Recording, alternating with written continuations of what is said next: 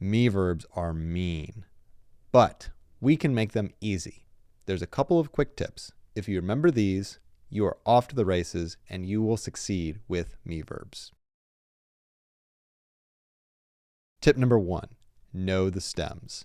If you know the stems to the 3 main me verbs, you will be able to disentangle all of their other different features.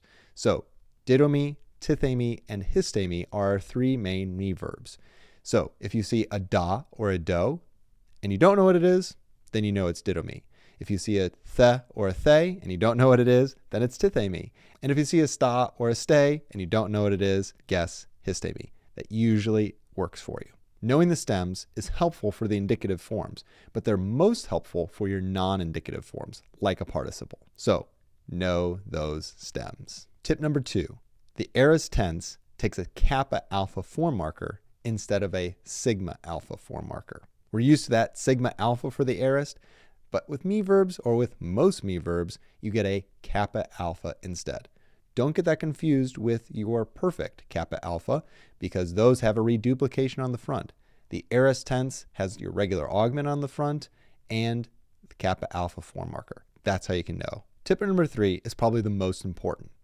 Me verbs have a reduplication of that initial consonant with a iota in between for the present tense and the imperfect tense. So think of the word didomi. See how that delta is reduplicated, and in between the 2 deltas is that iota. That reduplication tells you you have first principle part.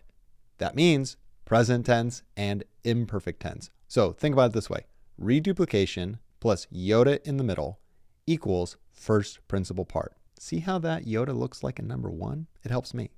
Tip number 4 is similar to tip number 3. The perfect tense and pluperfect tense both have reduplication as well, but in between that reduplication is an epsilon.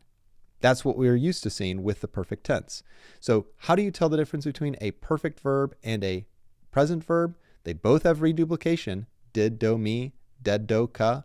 The difference is the letter in between those reduplicated letters. First principle part has a iota, present and imperfect. Fourth principle part and fifth principle part, perfect and pluperfect, have an epsilon in between them. Didomi, present. Dedoka, perfect. Finally, tip number 5, don't sweat the rest. There's a lot of other features that go along with me verbs, but if you remember those core concepts that we've already covered, you're going to be able to handle those really, really well. There's some small morphology changes, there's some small differences, but these are really not a problem. Don't worry about all the other weird oddities about me verbs. If you keep these core concepts, that makes me verbs so much easier. Me verbs made simple.